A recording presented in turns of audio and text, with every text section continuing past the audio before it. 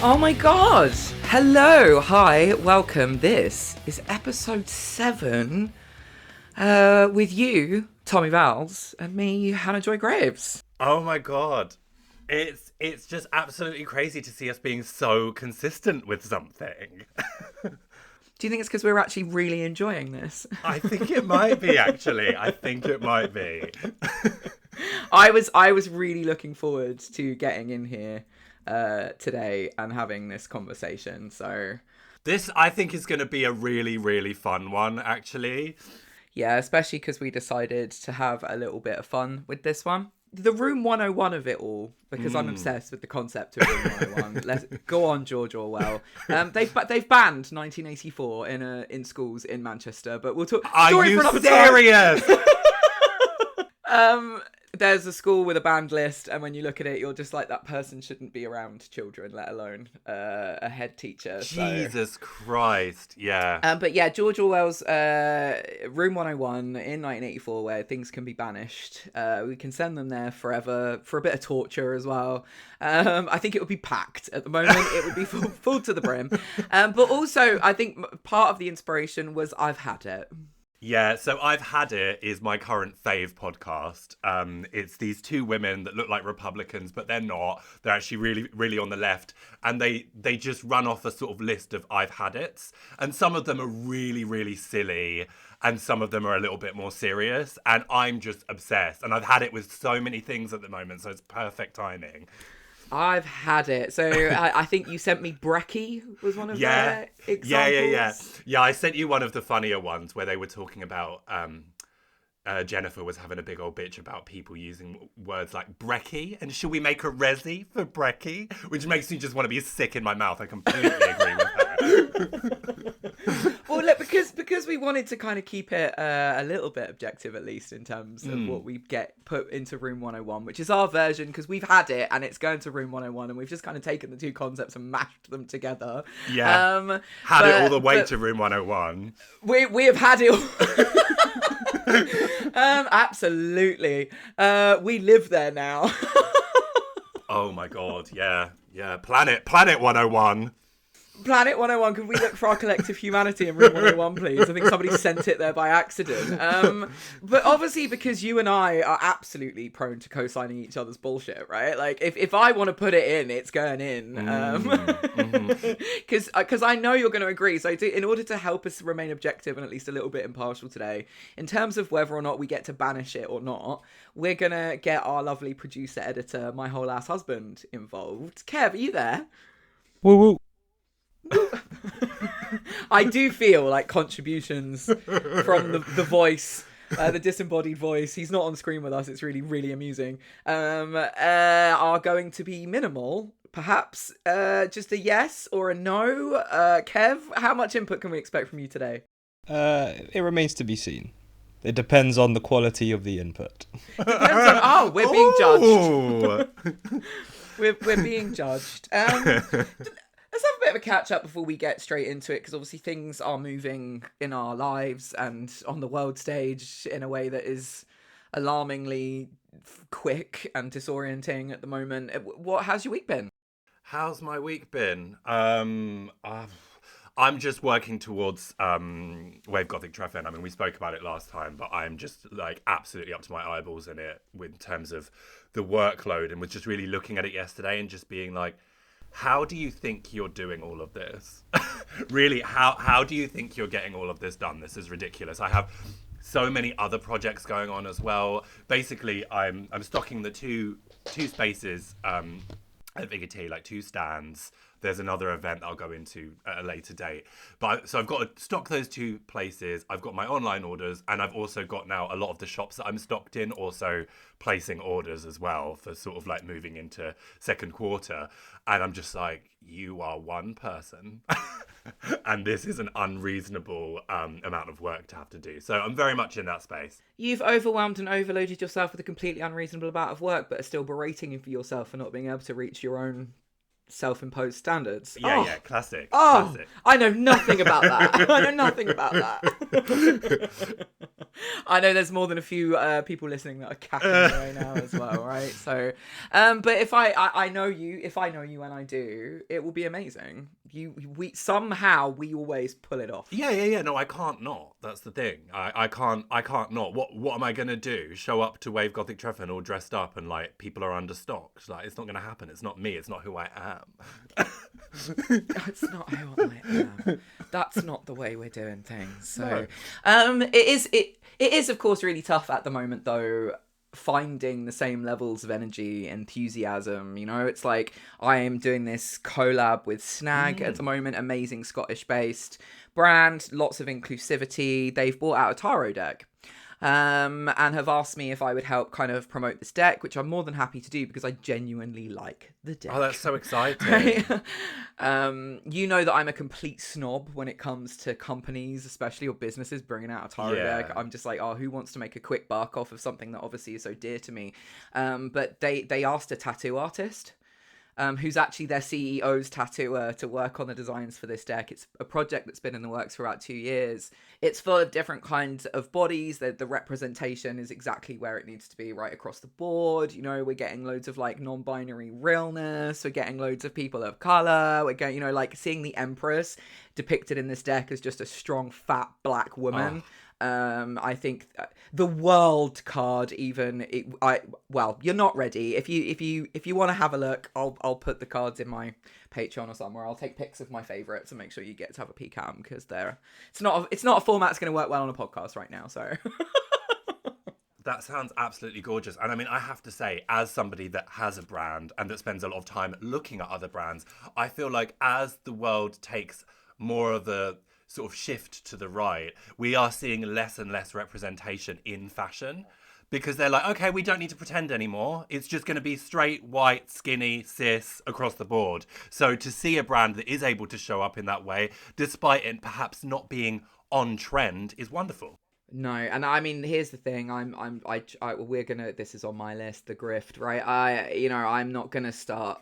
Do you want to buy this or do you want to buy that? I've maybe shot myself in the foot a little bit in terms of that in the past. There's all sorts of stuff that I've turned down in the past year, but this one, like I got married in Snag. Oh wow, yeah. I'm wearing a Snag bra right now, and when I was in the spa trying to boil my head, I was in my Snag bikini. So to actually be approached by a brand where you stand for them and buy their stuff and has been good. But the point I wanted to make is I want to be more excited than I am. I want to be able to be full of that energy that I feel has been so lacking for so long now. But then I have to remind myself that it really isn't any fucking wonder that I'm not able to do like jazz hands over things like collabs and products, and because obviously everything happening in the world right now is demanding just so much more of our time, energy, effort and attention, you know? So have you found it more difficult kind of preparing for this than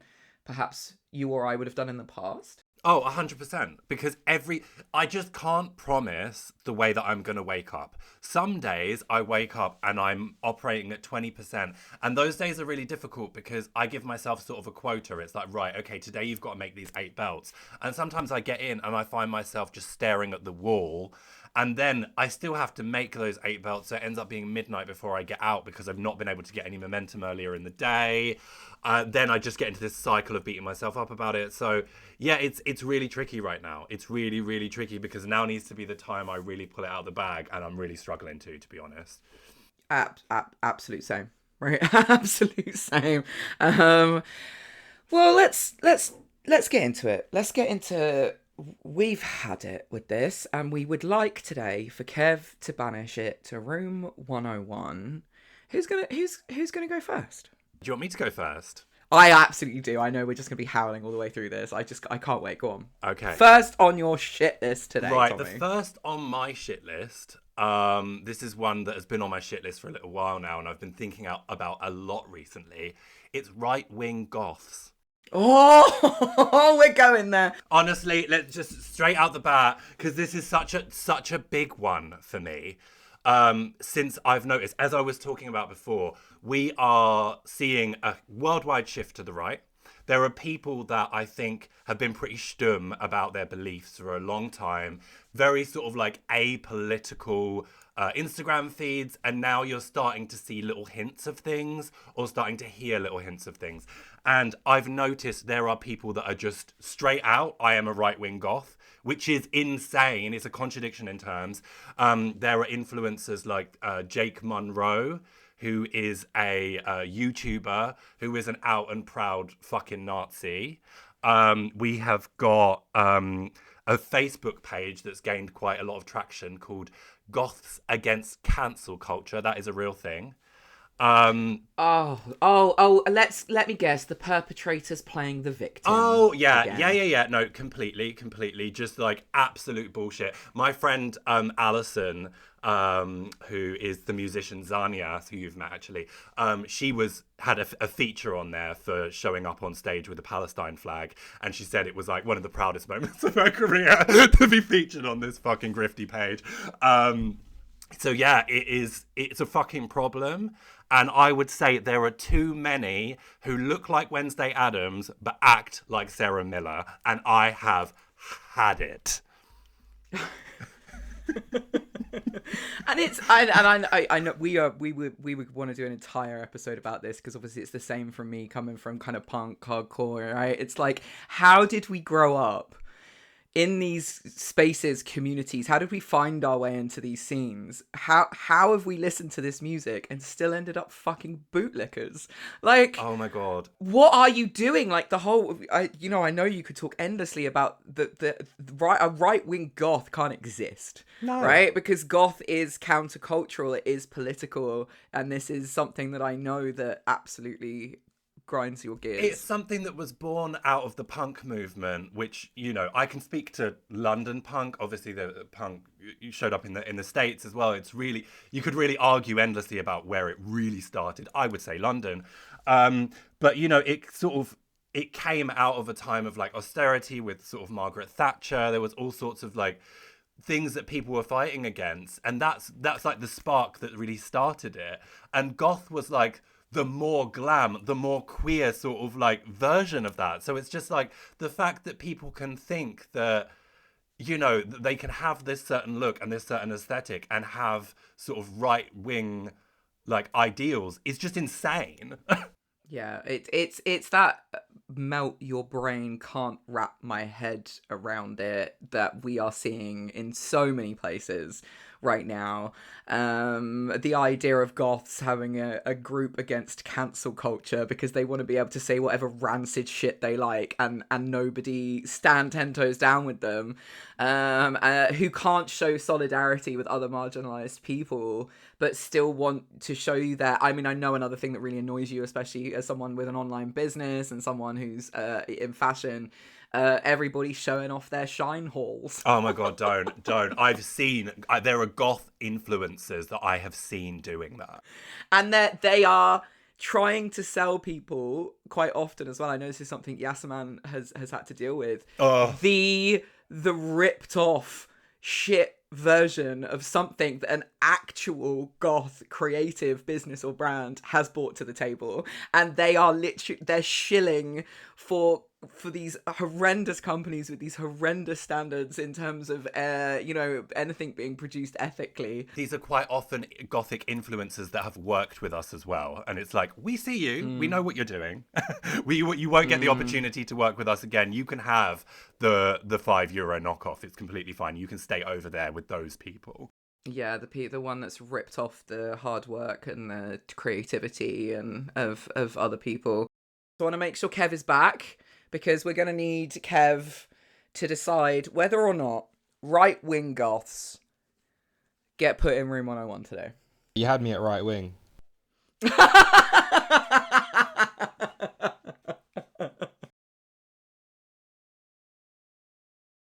you reckon? Yeah, I was going to say, Kev and I still married at the end of recording today,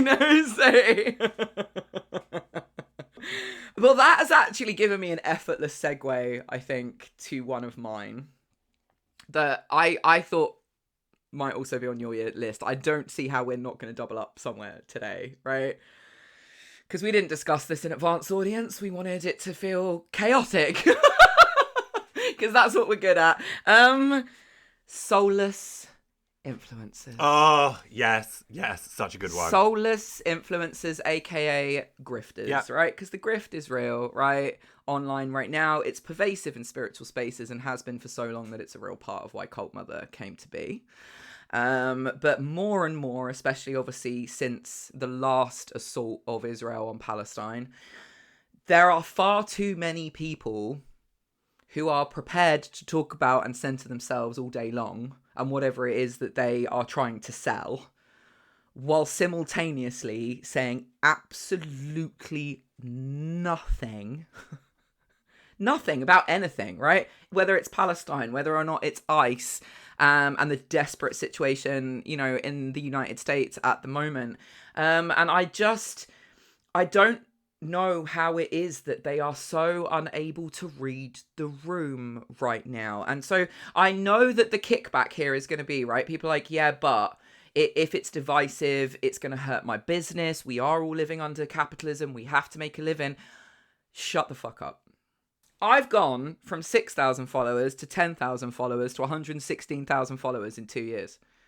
Because I don't keep my mouth shut. Because I'm someone people know is, I hope they know, I'm really trying to always move with as much integrity as I can. Because otherwise, if I'm not, what's the point of me even having a business or trying to work with people or encourage the things in them that I do? And tonight, I'm going live across YouTube, Instagram, TikTok, right, with a company who came to me specifically as the person that they want to talk about their products, especially after I sent them my promo shot, which was me wearing a t-shirt that very clearly says Free Palestine. So I don't even know what their excuse is supposed to be anymore. Yeah, and I mean, the thing is, I think a lot of these people, they don't want to lose brand partnerships with people that have horrendous values, you know? So it's like, you know, they want to keep their Shein sponsorship, Yeah. which is fucking Is that how you gross. say it? It's not Shein. I have it's no Shein. idea. Temu. Yeah, Timu. Do you know what I'm going to add to that?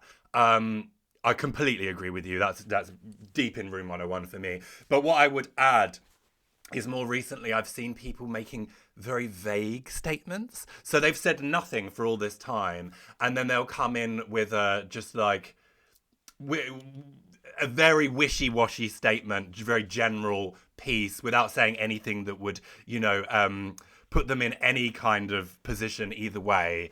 And I actually find that worse.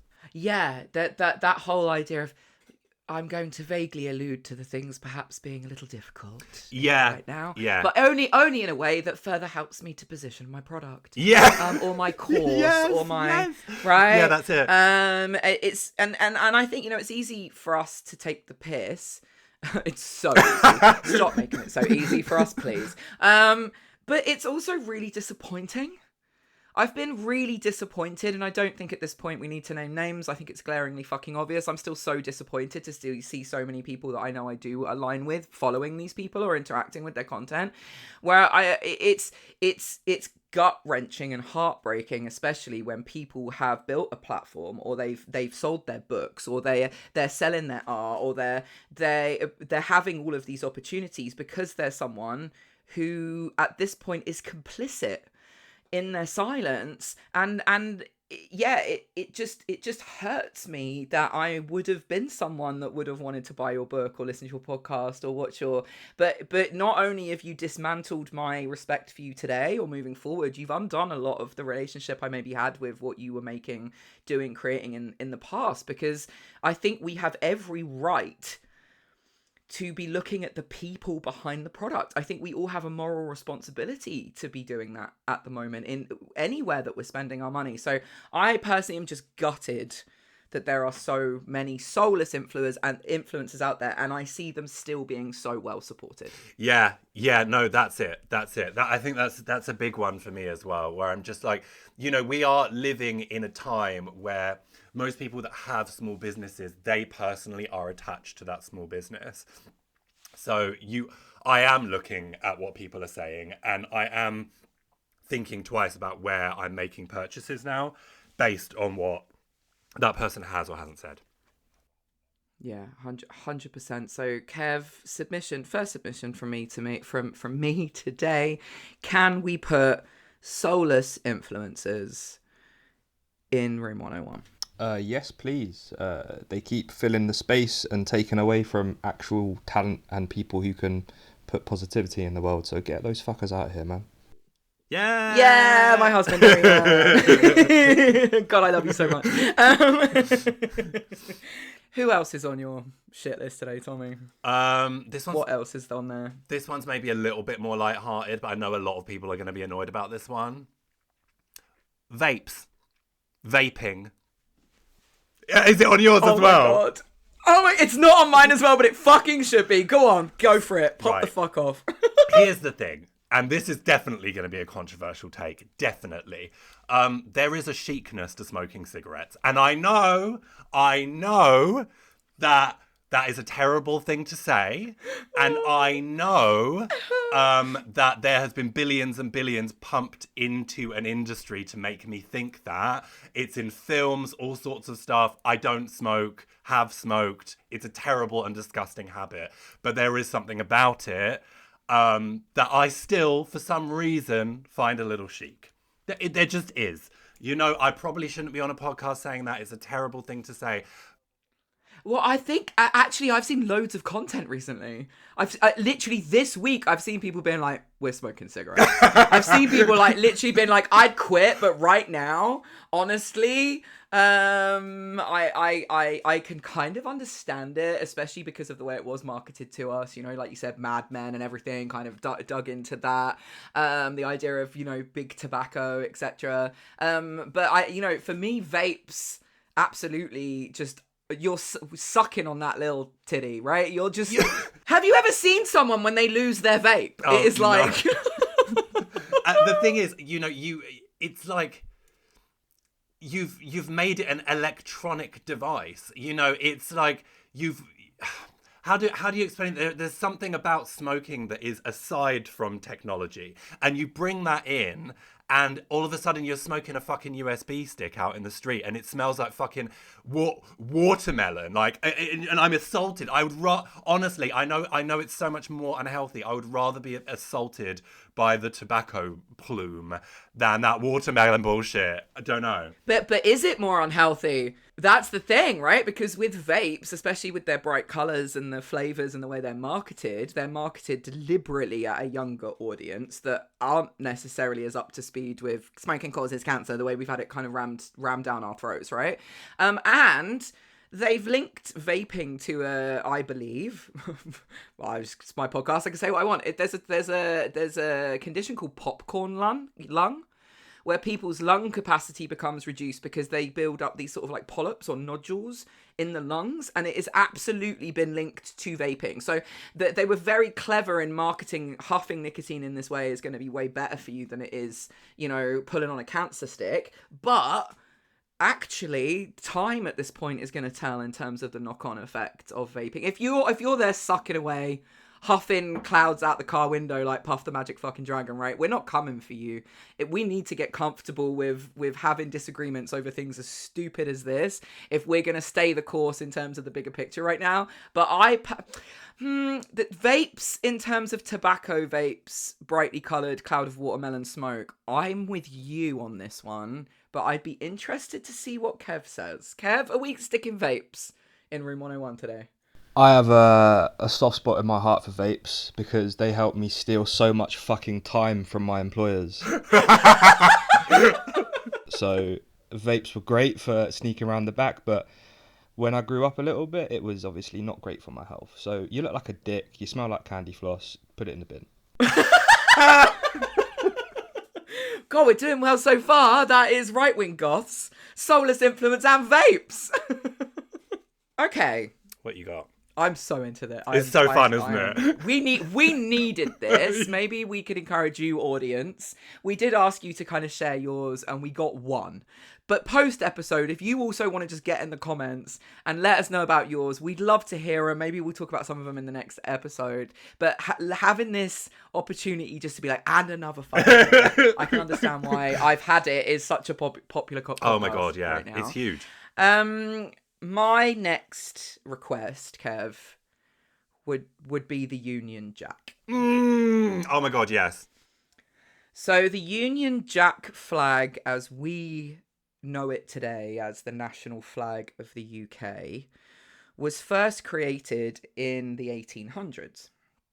And it was created to symbolise an act of union because it incorporates the saltire of St. Patrick, representing Ireland. So in the Union Jack, you've got the Cross of St. George, you've got St. Patrick, and you've got St. Andrew representing Scotland. So Wales didn't get a look in at that point because they were considered part of the Kingdom of England. I know they'd have something to say about that now, right? A dragon on the flag would just make it way cooler, like instantly, right? Scotland, there's a unicorn. Wales, there's a dragon, right? And instead we've got the Butcher's Apron. And the Butcher's Apron is the name that Irish Republicans gave to the Union Jack because, of course, the Act of Union was not an act of union. It was an act of horrendous colonial violence, which is why the flag of the United Kingdom is also found incorporated still into so many other countries' national flags. So it's called the Union Jack because flags on naval ships have their flags hoisted upon what is called a jackstaff. And so the British Navy was so big and such a power that the flag was hoisted up these jackstaffs so regularly that it is known as the Union Jack. But at this point, I think the Butcher's Apron belongs in the fucking bin. Because Scotland, talking again about having a referendum and going for independence because they want to be back in the European Union, and looking at Ireland and the growth that we have here, having stayed in the EU compared to England, I can completely understand why.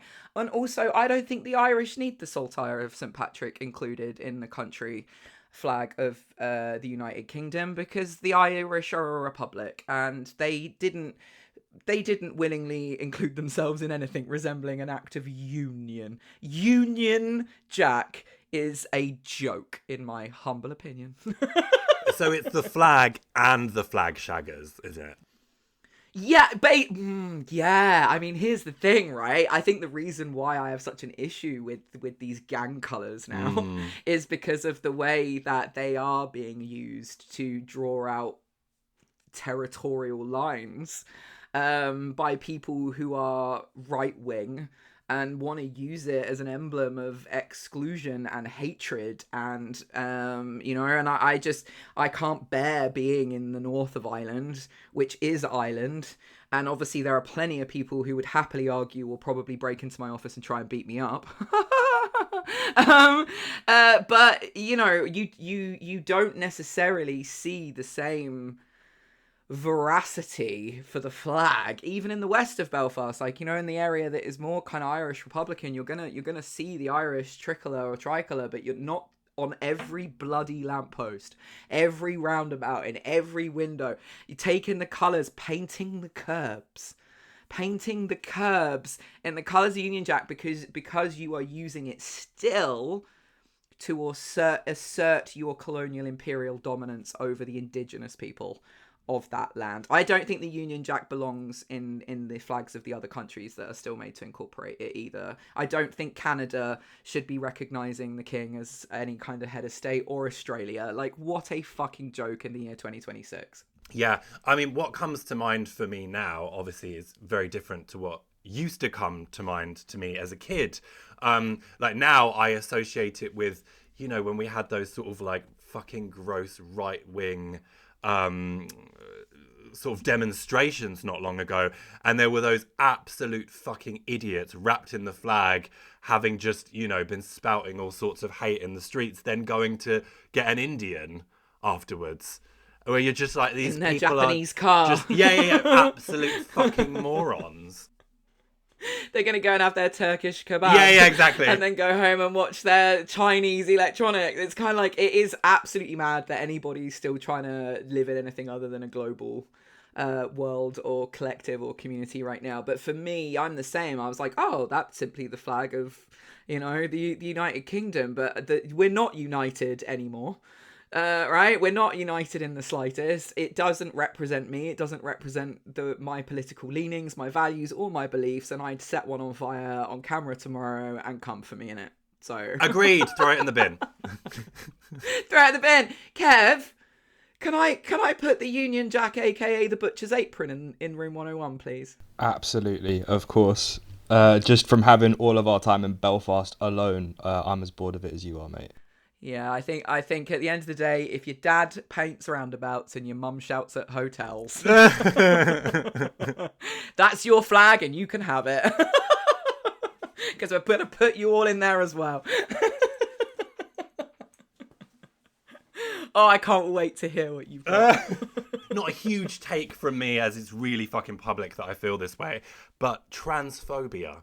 Oh, how did I not think of... I mean, well, it's obvious. It's obvious. That's why I sort of ummed and ahed, but I just think, given the climate that we find ourselves in currently, I couldn't not say it.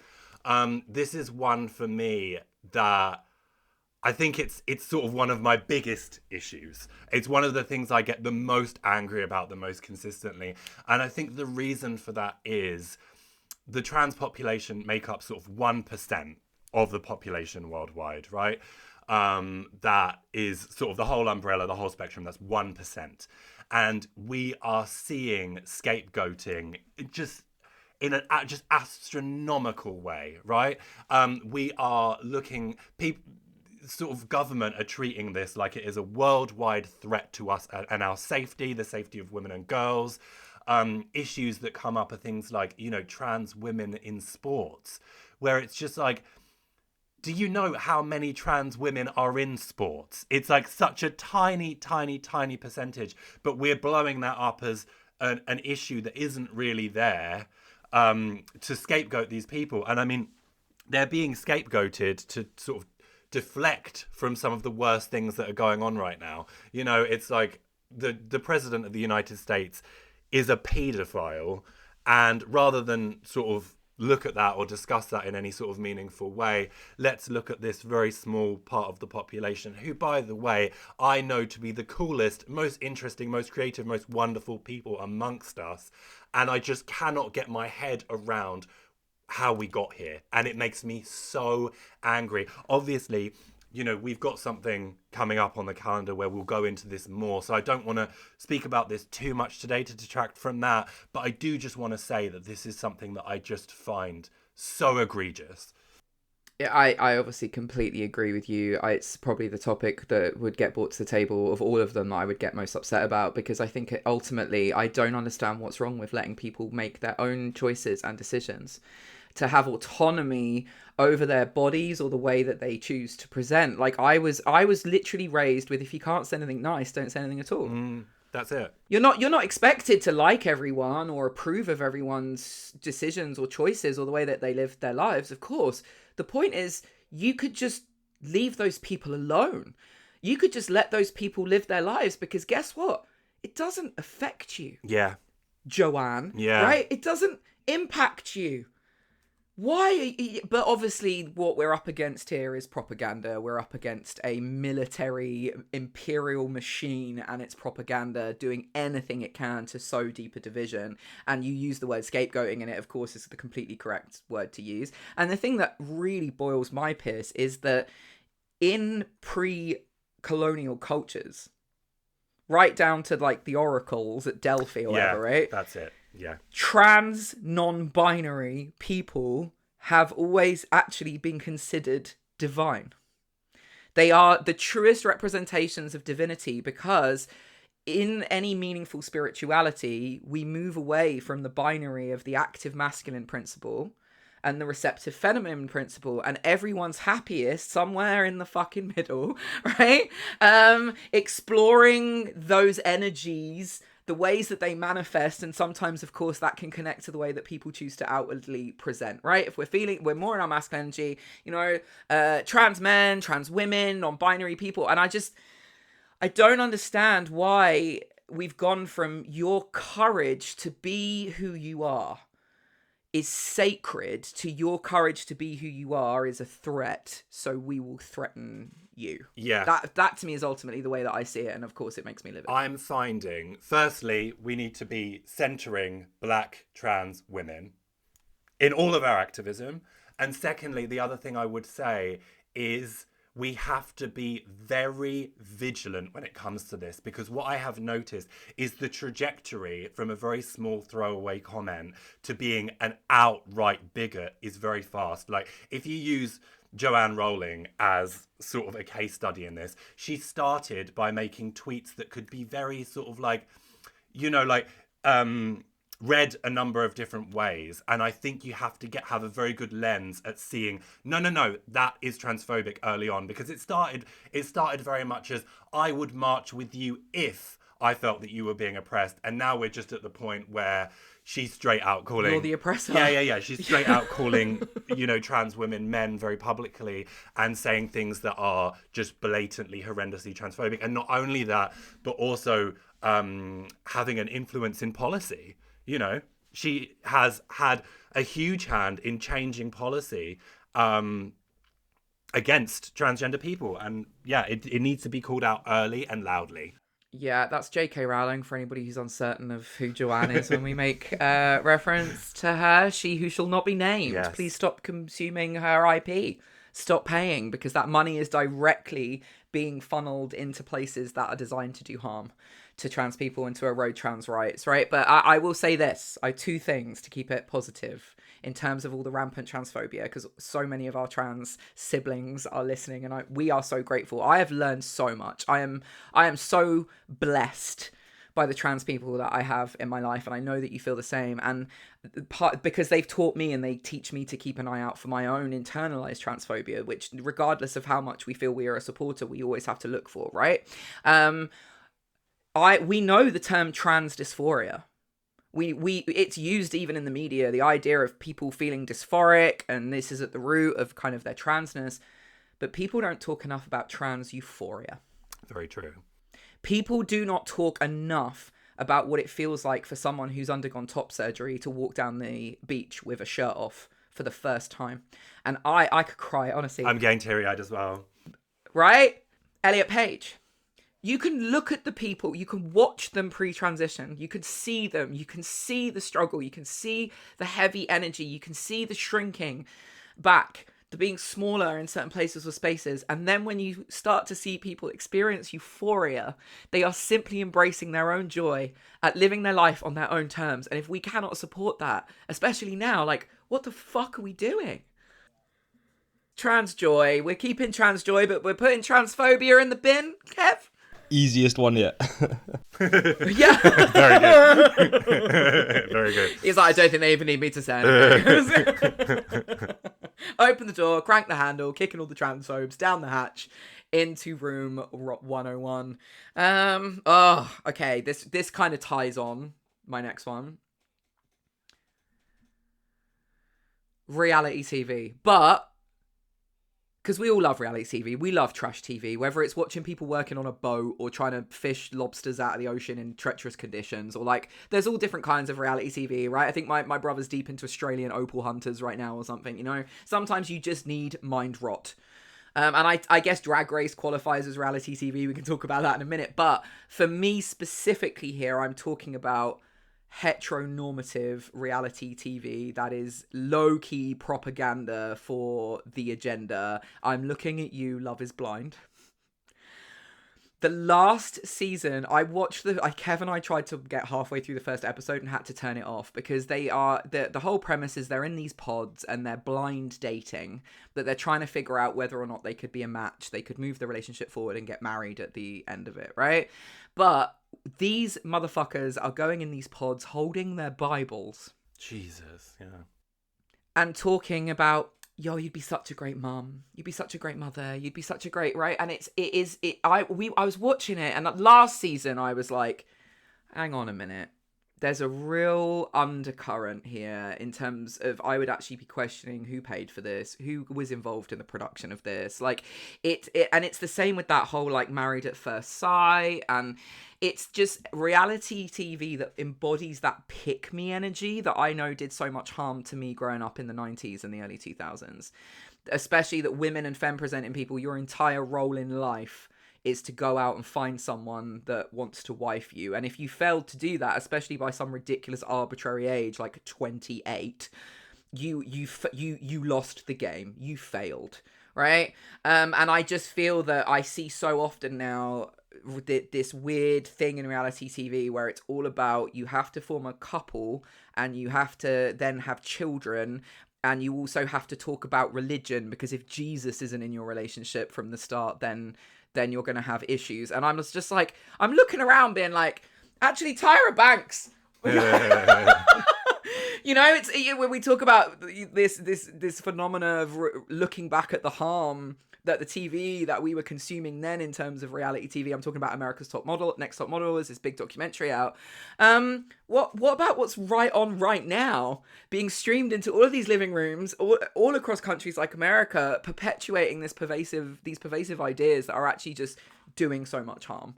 And then we get, oh, but it's progressive because they did a season of Love is Blind and it was all lesbians, and obviously they all fell in love in episode 1 and were all fucking each other the entire time, and I loved it, right?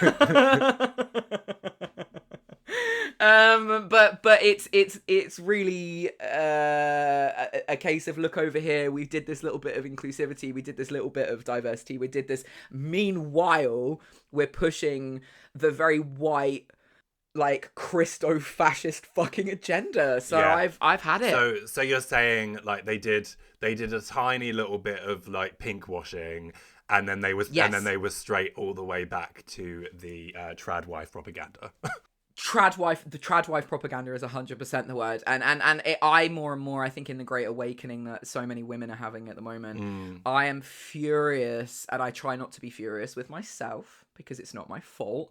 I'm furious at the amount of time that I spent worrying about my body, what I was wearing, right? Because it was always centered around which men will be there and whether or not that they would like that or approve of that, or it would be the result that then I would be picked, because pick me is the game, right? As I said. So, and what a fucking waste of my essence. Oh my God. What a waste of my energy, my creativity, my fucking talent. Like, I want to take every minute that I obsessed over the size of my thighs and dedicate it to smashing the fucking patriarchy. Yes. Well, that's the energy going forward, isn't it?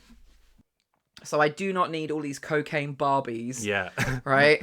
With a camera in their face talking about how miserable they'll be if a man hasn't made them a wife by the age of 28, right? I'm so over it. I 100% am with you on putting this in Room 101. I would just add a little extra though and say, are we not going to make that sort of like matchmaking telly? Just because there's so much, I think, reality TV. Like I've gotten like, I'm writing to Anthony Bourdain. I like, there's one called, what's it called? Hamilton's Pharmacopoeia. And it's this guy that just goes around the world trying all the different drugs. like just, it's on YouTube somewhere. It's just this really nerdy looking guy with long hair that just travels the world taking different drugs, and I just love it like that. So that's a big one for me. I can't believe that, given our history, we didn't think of that. Yes, exactly. You've got Tommy and Hannah, and it could so easily have been get absolutely twisted with Tommy and Hannah. Yeah, exactly. Had a few things been a little different. If it wasn't for you being sober and me trying to be back in the saddle as much as possible these days, maybe not getting twisted with microphones in our faces, might be a good idea. Yeah, I okay, absolutely, because I would be, like I said, I know reality TV is probably not going to make it, right? It's there is good reality TV. I know that Robbie can be a little bit of a, right? Oh my God, well, a bit of a fan. It's not even reality TV. It's like, it's reality YouTube. Like he'll quite often watch sort of people that have small businesses, like with a hot dog stand. This is a person who is vegan, by the way, and it's just like a full person, like in somewhere in the middle of nowhere in Germany, just running their hot dog business. He just loves it. Just loves it. I approachen 1 Euro. Like, just fucking loves it. Yeah, it's got its time, it's got its place. I think when we think of The Simple Life, right, it was Paris Hilton and Nicole Richie. Nicole Richie. I was like, there's nepotism there for both of them. I just can't remember what the vein is. Yeah. But obviously, like at the time, it was stupid. It was the early 2000s, and it's the sort of thing that when we watch it now, it has become like an interesting time capsule in terms of the fashion, in terms of what it is that, you know. So yeah, I'm not trying to submit reality TV. I think matchmaking, pick me TV is what I would like to put in room 101 today, Kev. If it was reality TV, we were going to have a problem. But as it is, this nonsense of just like putting fake relationships out, and it's all scripted anyway. Love is Blind is dog. Oh, thank you. Yeah. Thanks. Appreciate that. I'm surprised, Kev. Is there any reality TV that you do actually really enjoy? I mean, I would say cooking shows is reality TV, you know? When I go and get my beard done, my man's got one channel on the whole time, and it's just people like reupholstering car seats and stuff. So that's reality TV, and it's teaching skills and potentially giving people ideas as to having different hobbies in the future. But yeah, stuff like Love is Blind, that is just so scripted. Nick Lachey, I don't know why he's still alive. He looks like he's made out of wax, bruv. Love it. Yeah, I love the way they always get the world's most awful couples to present this as well, as if they're the goals, they're the aims. And they also get everybody really pissed all the time. I think that's the other thing that annoys me about that kind of reality television is the idea of rage baiting and deliberately creating, you know, like they've been mega criticized for clearly putting autistic men in the cast and watching them struggle and then having them held up as figures of ridicule. Because of the issues that being in that environment and in those dynamics absolutely created for them, and it's predatory. It takes the piss. I'm so bored. I think we can do better. So thank you, Kev, for letting me put matchmaker pick me reality TV in room 101. I'm offering very little resistance here, guys. Yeah, I know. Well, that's great. That's what I expected. We're putting up resistance in so many other places right now. What else have you got, Tommy? Right, this one is something that I've wanted to say online for a long time, but it's a little delicate. This is a safe space. I feel like I can say it. People copying my fucking designs. Oh, I'm ready to go there. And do you know what the thing is? I've not done this publicly on Instagram because I've seen other people do it, and it looks bad. Because the thing is, I'm not talking about the Shein, I'm not talking about the Temu. If it was that, I'd have called it out years ago. It's other small businesses who I know follow me, who are customers, who then go on to rip off my designs. And as I say, I've seen other people calling this out in the past, and I'm kind of like, come on. And the reason is, like, in my world, it's very much like, well, you didn't invent the belt with a ring on it. Do you know what I mean? But there is a very specific sort of visual language that I have created, and there are some things that are just mine. And there are some people that have just taken the piss to such an extent that I find it really, really hard to ignore. I have only once ever spoken to somebody about it, and as I've heard, it never goes well. But some of these people, it's like there's one who literally bought something from me at a market, face to face, said how much they loved it, and then ripped me off. There have been people who, like, there's one person also that works with a lot of the influencers I work with as well, and they're all wearing this piece that is a complete rip-off of one of mine, and it's just really fucking difficult to see, especially from a small business where I'm like, it honestly just breaks my heart that you don't have enough of your own creativity or ideas to have an original thought and make your own thing. yeah. No, like you said, the idea of you having your own visual language is something that I see and I completely understand. I can spot one of your pieces a fucking mile off, and I know other people Absolutely can as well. And I can't imagine, like you said, I think heartbreaking is completely the word. Because, you know, my business is my baby. Yeah. What I do create when I come up with offerings, or I decide we're going to work with this person or do this class, like, this is such an outlet for me, who I am and the way I want to show up in the world. And I know that for you, it's exactly the same as well. So the idea of other people, the disrespect. Yeah, that's it. The disrespect. Especially, as you said, in the way that people will react if you try and call them out, as if you are the tyrannical gatekeeper. Oh, yeah, no, that's it. And that you've got absolutely no right. I've only called it out to somebody in a message once, and it was because they were bigger than me. So I've never done it to a small business with a smaller following than me, but this person was fucking massive. And that's why I did it. And they actually did end up taking it down, but they vehemently denied that they had copied it. And I love it. Vehemently denied it, but took it down because it's going to hurt your brand if I put you on blast. Yeah. Yeah, well, I mean, in the end, I did threaten to call it out publicly. So they did There we go. take it down. But yeah, like I think there is this idea, like when it's sort of a smaller business than you, that you're being a bully.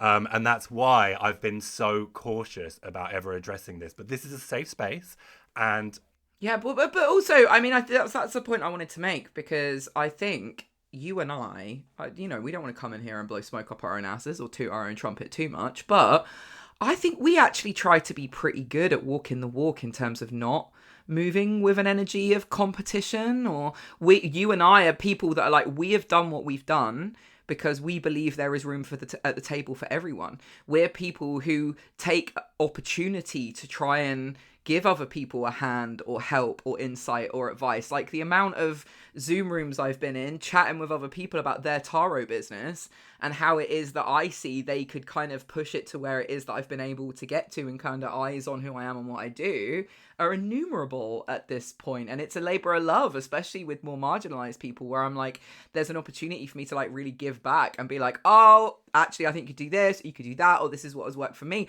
And I love that. It's fuel for my fire. It gives me energy. And I know you move in the exact same fucking way.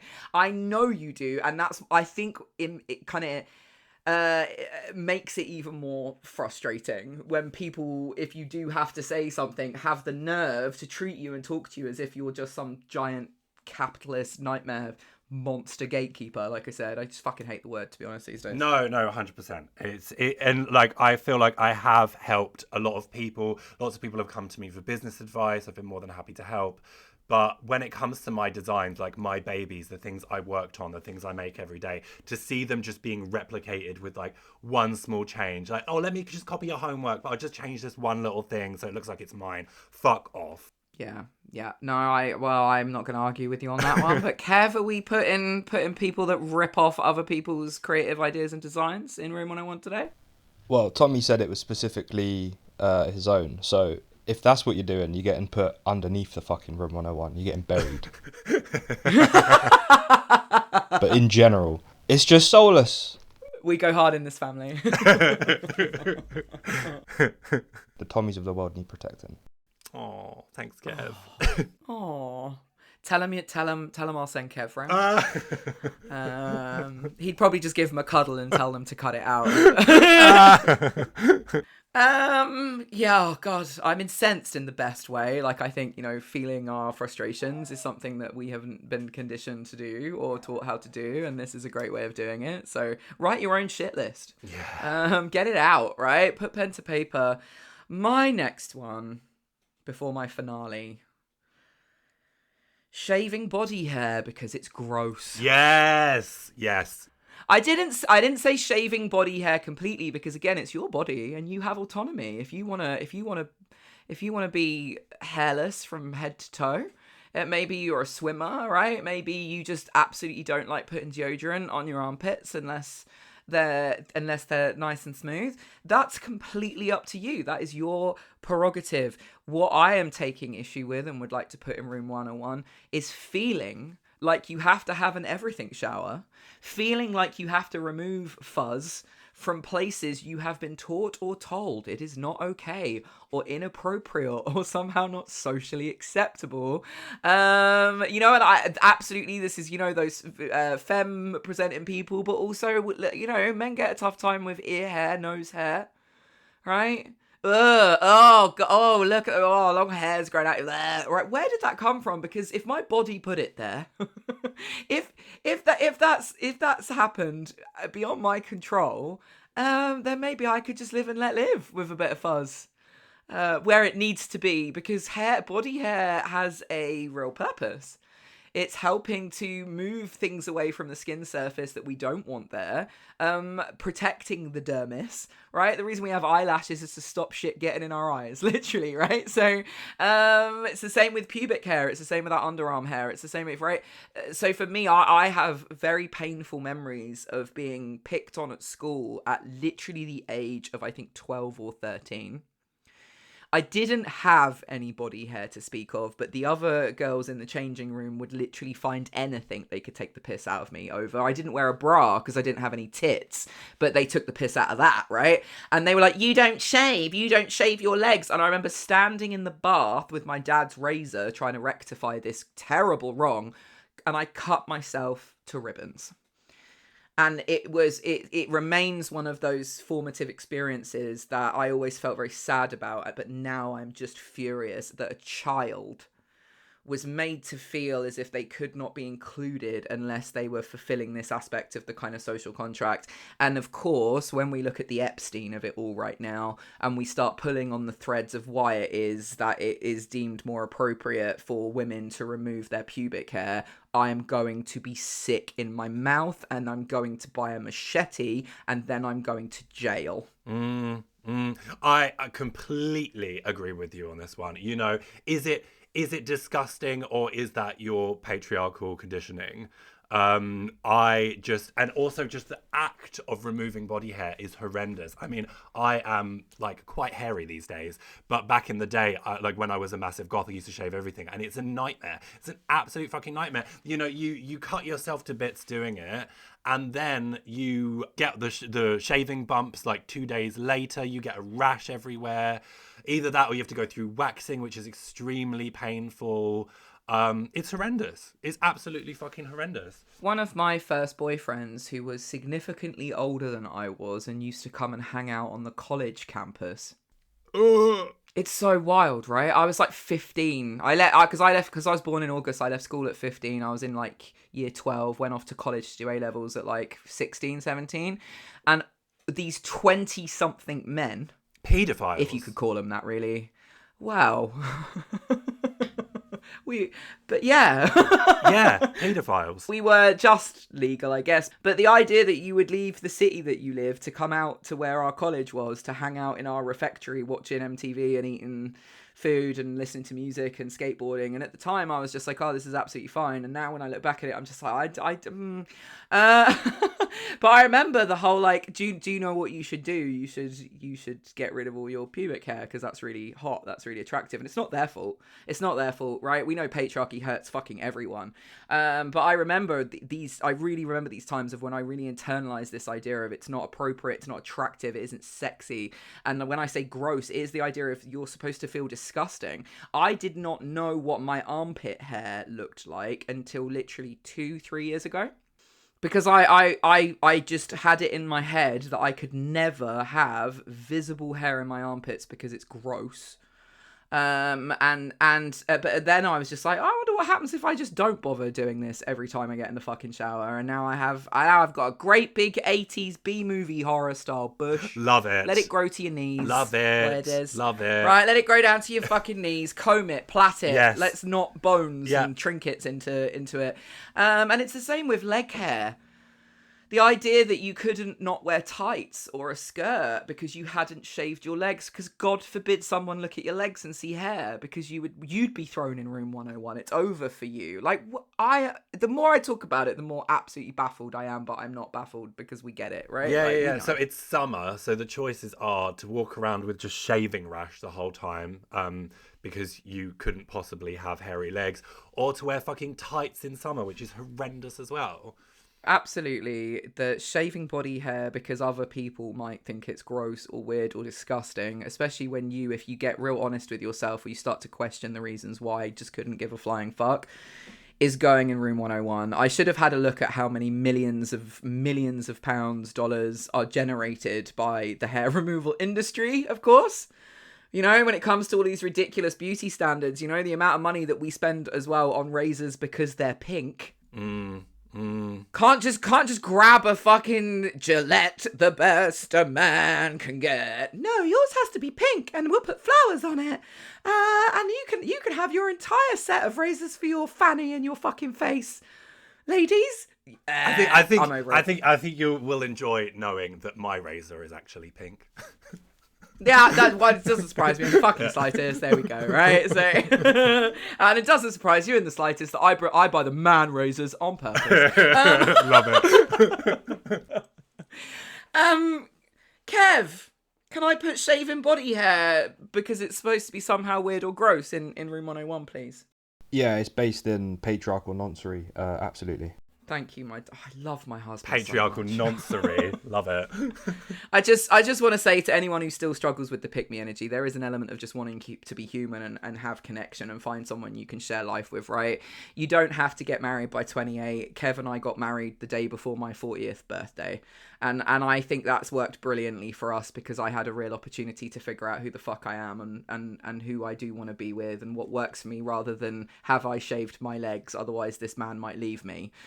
So if whatever your orientation, if you're out there feeling a certain kind of way about not having someone right now, bide your time, love on you, do everything you want to do. And I know I hate to be that person perpetuating that cliche, but when you stop fucking looking, right, when you stop picking up the pink razors, you'll have more of a hope of finding your person because you'll figure out more about the truth of who you are. Yes, love it. What are we not loving though? What else have you got? Right. Another one that might be deemed controversial. Pink, the singer. I was going to say we're just putting the whole colour pink. No. I knew you were going to say pink, yeah. When I talk about the disappointment, as someone who was screaming just like a pill as a teenager. Here's the thing. Gutted. I feel vindicated somewhat of the news that Pink is a Zionist. I feel like on some level spiritually, I knew that there was something not quite right about this person. I feel like a lot of people might sort of hear this and be like, well, you just don't like, sort of strong, independent women. And that's not true. I know that's the biggest sort of goddess worshipper in terms of like female figures and female musicians. This particular person, I just feel like there is a very specific kind of sort of secondhand embarrassment that only Pink can deliver. And I think it's this sort of like very forced edginess that makes me feel uncomfortable because I won't lie, I'm not really a big fan of pop music in general, but I can understand the Britney. I can understand the Christina. It's with Pink, it's taking something that is already extremely popular, pop music, and trying to make it something that it isn't with the edgy hair and the fuck you attitude. But there's been so many instances where I feel like she's actually been really awful. Like, do you remember that song called Stupid Girl? Where it was the pick me energy. It was, I don't want to be a stupid girl. And like, just basically hating on other women. So there was that. Yeah. There was that, which I just thought was absolutely vile and unforgivable. And just also just the show, the look of it all, just the whole thing. I just cannot stand Pink. Yeah, I mean, obviously, I just can't stand Zionists full fucking stop, right? Yeah. It's like everyone is very quiet about Lady Gaga. People don't want to have that conversation. They don't want to have that conversation, but we need to have that conversation because they're also multi-millionaires and the culture of celebrity needs to be under our continual critique. Especially as a tool for propaganda. And, just because someone has gone hard for the LGBTQI community or used them to bolster their personal brand, just because they've turned really good looks, just because they have been outspoken, because they are a feminist, because they are but you're okay with them indiscriminately murdering thousands of civilians, and that's something that you don't feel the need to say anything about, again, especially as someone, again, who's platformed themselves as the advocate, as mother to little monsters. Yeah. Like, fuck off. I mean, look, the thing with Gaga is, I mean, she it's tricky because I feel like there are a lot of people that are willing to give her the benefit of the doubt. And I think that is because she has done so much for the LGBTQIA plus community. The thing is, you know, she did in the past, because I've looked into this recently, she did in the past say that she loved Israel. She has not made a comment since then. There has been complete silence that I think a lot of people thought because somebody like she had fan messages flashed on the stage, didn't she? And one of them was something about Palestine. It wasn't something that came from her, but I think people, because of that, were willing to give her the benefit of the doubt. But for me personally, until I hear you standing loud and proud, free Palestine, it's a no from me on Gaga. Yeah, or free people from the oppression of this government, or you know, it's like Taylor Swift. How Taylor Swift is not on my shit list, I will not know, right? Because it is just the platforming of white women. If it's eat the rich, it includes these bitches as well, right? Like, fucking, we're gonna get cancelled before we've even really got fucking started. But we were here to have these conversations because we feel like it's very hard to have these conversations in other places or spaces right now. And I know that there's going to be people here furious with us, but again, we can't afford to fall out over shit like this right now. No, exactly. We really can't. All right, if you're like, actually fuck it, I just love Lady Gaga, you can't have that, then I support that. I really do. As long as you're still prepared to stand 10 toes down with me when it comes to needing to punch Nazis, I don't fucking care. But Pink, I know how much Pink grinds your gears. So I actually grew up listening to Pink. As a teenager, Pink was someone who I thought was doing what I was doing in my day-to-day life, but on the world stage, and that was a good thing. But with you can have your blue faux hawk on the stage making money, but I'm getting beaten up at the bus stop. Yeah. And I think I think the thing that's annoying for us is when people take the subcultures that we have found sanctity or safety in, put it on the mainstream, and then you get all those people being like, I love Pink, and you're like, really? Because I do remember you trying to chuck water down the back of my school uniform in the bus because I had short hair instead of long hair, which apparently was not okay. Yeah. You know, so I think there's an aspect of that as well, that kind of like watching somebody take it mainstream and be really successful and it just be this like simpy, watered down version of, well, punk, I guess it is, particularly with Pink. Yeah, I find it sort of an affront to all things that I hold dear, actually. Just the aesthetic, the music, the vibe, and now just all of my sort of assumptions being confirmed in the fact that she is indeed a Zionist. She's going quite hard as well, right? She's like somebody who's prepared to Yeah. really throw her hat in the ring in terms of Israel's fucking great. That's the thing. That's why with someone like Gaga, like I know a lot of people that are huge Gaga fans, and with that I can just sort of be like, okay, I do understand that one is, there's maybe a little bit of nuance there, but Pink has maybe come out quite a bit more strongly in that way. Yeah. Taylor Swift, I don't think gets a hall pass at this point. Obviously, her and Travis Kelce they are. I'm going to get into the NFL, and Kev will say no. Have at, right? But it's like Travis Kelce will be hanging out with Patrick Mahomes, who's a very, very famous quarterback. He's like MVP, most valuable player, plays for the Kansas City Chiefs, who's Kelce's team. His partner, Brittany, is a staunch Republican. They go really hard for Trump. These are the pinups. They are the poster people for middle white trad wife, let's go Christo-fascist America right now. And this is what I mean. You can't say eat the rich. There is no such thing as an ethical billionaire, but think it's cute and fun when she flies her private jet halfway around the world to watch one of his football games. Yeah.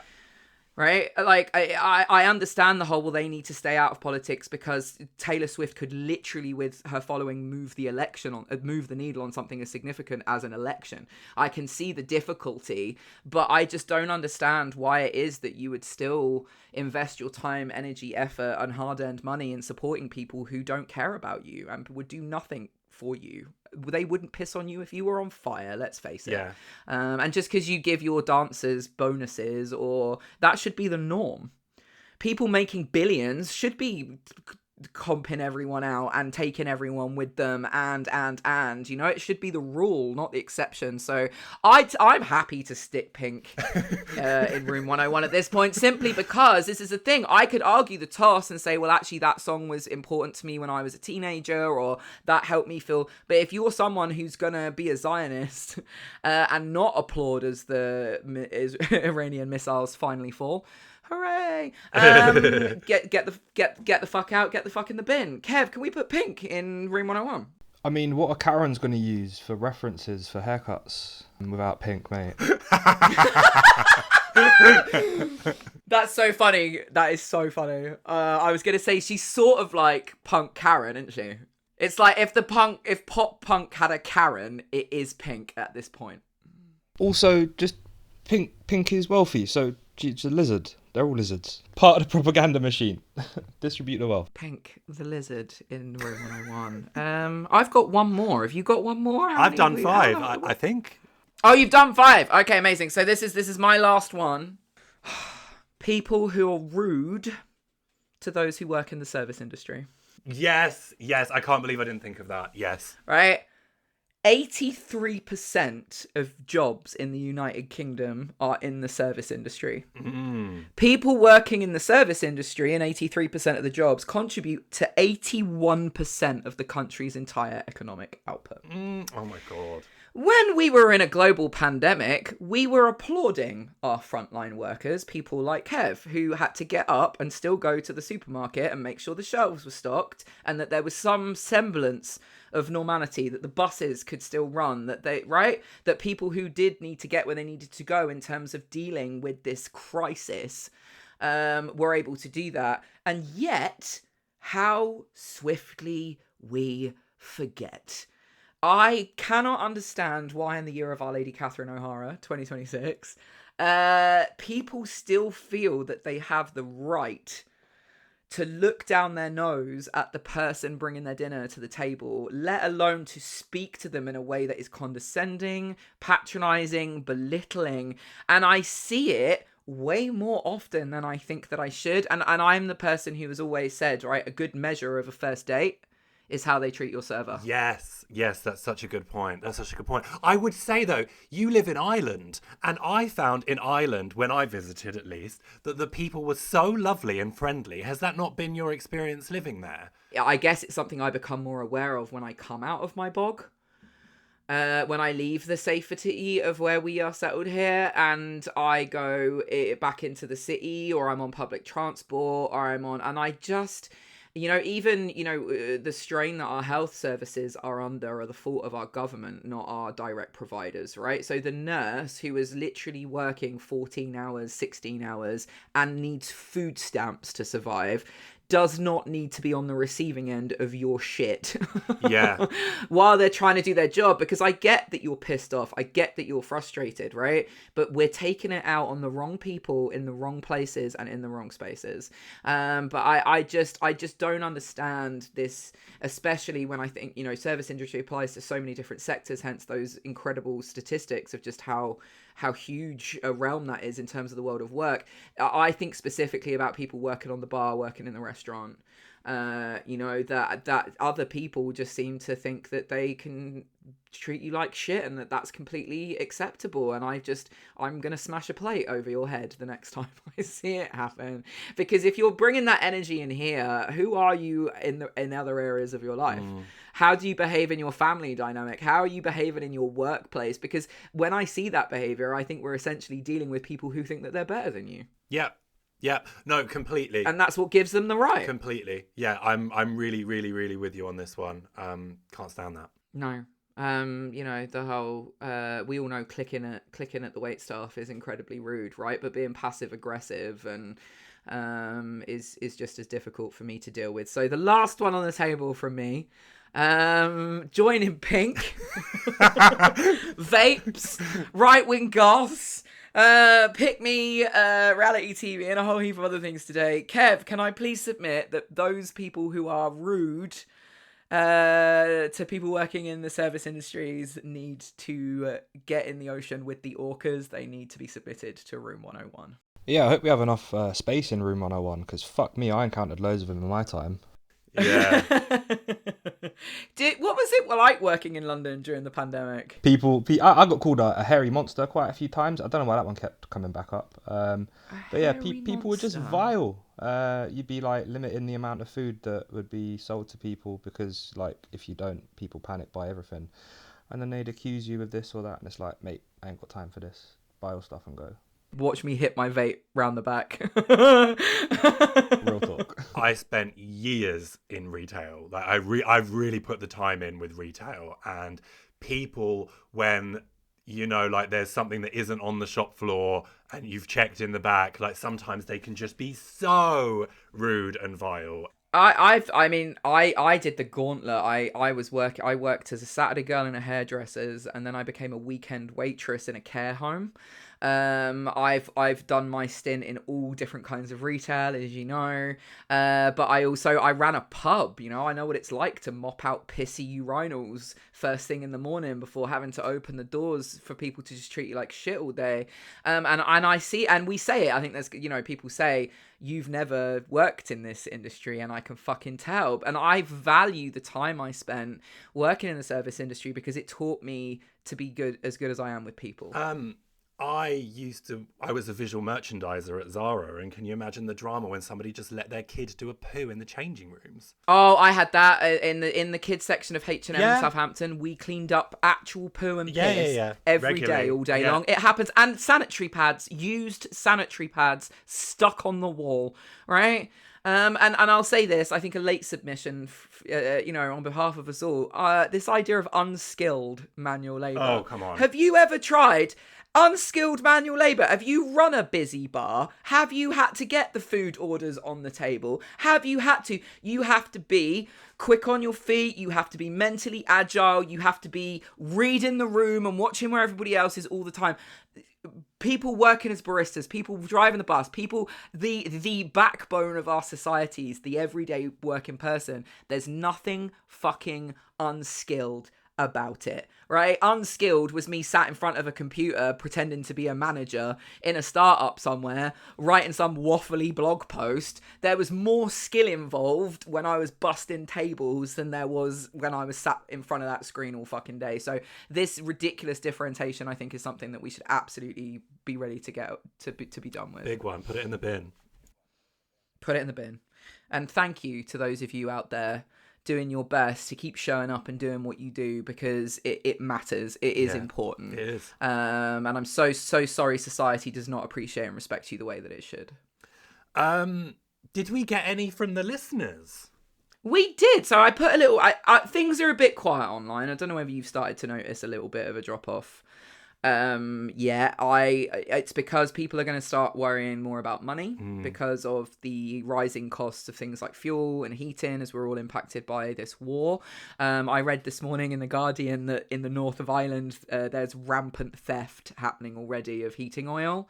So lock your oil tanks, protect your tanks. I'm serious. It's going to get really difficult. The Taoiseach here has just put measures in place to reduce the costs for the working person by reducing the excise that the government take on fuel. But I don't think that you're going to see other countries that aren't republics necessarily taking the lead in the same way. The cost of this is actually going to be passed to the working person. But yeah, we maybe haven't had as much engagement on posts and things because I think everybody is just fucking over it. Right, I'm not seeing engagement in the same places. I'm not seeing as many people coming into classes. I'm not seeing as many, right? And I'm not taking it personally. I think it's because everyone is just like, do you know what? I'm done. And I'm also going to have to preserve and protect where it is that I'm putting my pennies right now. But we did have this from Ryan, and please still let me know. I think pretty sure it's Ryan. Let me know how best to say your name if I'm getting it wrong. But Ryan says, I'm a mum of 5 human and 3 furry children. I have a brother living in a dangerous city and beloved chosen dad with devastating cancer diagnosis. Sweetheart, I'm so sorry, right there with you right now. I'm in fucking perimenopause and in this economy. Feel it in my bones. I am tired. I want to sleep as much as I need and do fuck all. I want to banish into room 101 the unseen acts of labour of caretakers. I want to banish the weaponized use of shame and guilt to keep said caretakers in these systems, as if resting or sleeping is somehow an indication of weakness or laziness. And I want to banish the side looks when I say I slept till 10 a.m. I don't fucking want to explain why I slept till then. I was tired. That's when I woke up. Yes. The early bird may get the worm, but I don't like to eat fucking worms. Rian! So Oh, good. legend. Well, that turned into a rant, didn't it, just today? Sorry, not sorry. I'm tired. Much love to you all. Thank you so much. I can't believe I didn't think about it. The uncompensated labour of so many, and predominantly women, that happens all day, every day, all around the world. I always say, right, running a household, even people talk about housewives as still as if you just get to stay at home, house people, perhaps, right? Like, you just get to be the one that stays at home and someone else is going to work. I'd rather be the one that goes out to work every single fucking day, right? Because running a household, especially when there are children in it, Oh my God. as well as pets. What the fuck? We've got 3 cats and a dog. It's a fucking madhouse. And in terms of buy the food, cook the food, eat the food, wash the clothes, put the clothes away, change it's a full-time fucking job. It is a full-time job, and the fact that we still do not properly understand that or credit that, let alone when people then have that impacted or exacerbated further by other difficulties or issues, I'm so sorry that this is the state of things, and I'm gonna ask Kev, because we said that we would, but, you know, I might veto regardless. Rian, asking Kev if we can put all of this unappreciated and unpaid care and labour that supports these systems in 101 today. Absolutely. Yeah, it's something I see in the cult all the time, and I always say, you lot are absolute rock stars. Superheroes. Right? I don't have any kids. Yeah. I don't have kids, and I struggle now on a daily basis at 40 to take care of myself. I am struggling with the basics of trying to get enough sleep, or eating a vegetable, or drinking water, and that's with my husband, who is like round-the-clock support for me, and is the person doing all of the labour of managing and running our home, so I can be working in the business, but that is also working in the business now as well. You know, and so for those of you that aren't part of a team and are out there doing it on your lonesome, you are a hero, you are a rock star, especially if you're taking care of kids, the vulnerable, anyone who is marginalized. Like, we would not still be here, any of us, without you. Thank you so much. Yeah. Completely agree. Shout out to all the carers out there. Well, we got into it. We did get into it. I'm so glad that we did. I feel so much better. This has just been another terrible week. Yeah, I feel a bit lighter now. Yeah, I do. I feel like I'm ready to do what I need to do in the business and kind of talk Taro with Snag later. And even though I was talking earlier, it is harder to be as excited or as motivated. We're doing our best, aren't we? Yeah. So where are we in terms of the pod right now? Have we had any new sign-ups? No, okay, so I need to apologise to everyone, actually, including you and to Kev, because when I published our last episode, which I actually think was our best so far, episode 6, when I published it to Patreon, so again, the reason we're publishing on Patreon and then pushing it from there to YouTube is because we just didn't want to use Apple. We didn't want to use Spotify. It gives us the functionality that we need. It also means you can sign up there so we can be in touch with you. And of course, you can chuck us a few quid to help us stay ad-free and independent. In fact, I need to give a shout out to Paige, Sandy, and Tamara. Thank you so much for the coffees. We do so appreciate it. But when I put up the last episode, I accidentally put it behind the paywall. So the episodes are always free. As long as you have the URL, you can come and listen along. But because I stuck it behind the paywall, the people who have joined the Patreon didn't know that it was there. And when people tried to use the link to access it via everywhere we put the link, they couldn't find it. And then we also checked the YouTube settings, and the YouTube was set to private, and we don't know why. So we pissed in the wind a little bit with episode 6, but it is there for people to find and to listen to, because we're also going to get our promo going for this episode, and hopefully people, as they discover us, will be listening back to the episodes that you can already find in our archive. Yeah, and episode 6 was such a good one because, I mean, we were talking about our sort of sobriety and recovery journeys, and that one, I think it was a very sort of honest conversation about where we're at, and I think it's our best as well. Yeah, we went quite deep, and that's why we wanted to do something a little bit more lighthearted and entertaining today. But lighthearted and entertaining today does involve us having to talk about things like genocide, war, the escalating cost of living. So remember, if you're livid, it is okay to be livid. Yeah. Maybe writing your own shit list would be helpful right now. But do please sign up to the Patreon. Chuck us a couple of quid if you can. We do appreciate it. Find us on YouTube. Click, like, subscribe, all of that good stuff. Essentially, because we would love to be in a position in season 2 to invite guests. Mm-hmm. Yeah, definitely. And there are some guests I would love for us to be able to get hold of. I want to be able to get you in a pod room with Monroe Bergdorf. I really... Oh my god, don't. I don't think I'd be able to hold it together. Right, but it is a case, I guess, in terms of people want to do collaborations where you've got like a bit of clout, right? It's even in the cult. I have to say to people like, hey, there's this many people in the audience, and we put this many people in the room, and I'll be able to put this on the socials for you, and we hate it, right? Hate the game, not the player. We still want to have these important conversations, but it would be easier for us, obviously, to really put a rocket up season 2 and who we have the ability to talk to if we can tell them that you lot are really along for the ride with us. You are signed up, you're listening as well, and hopefully we'll be able to bring you a very exciting season where we sit down and talk to some of the people who have been most important kind of or influential to us, especially in the last few years. Yeah, I mean, we've got an Instagram now, don't we? Is it Tommy and Hannah Pod on Insta? It is. So it's Tommy and Hannah Pod.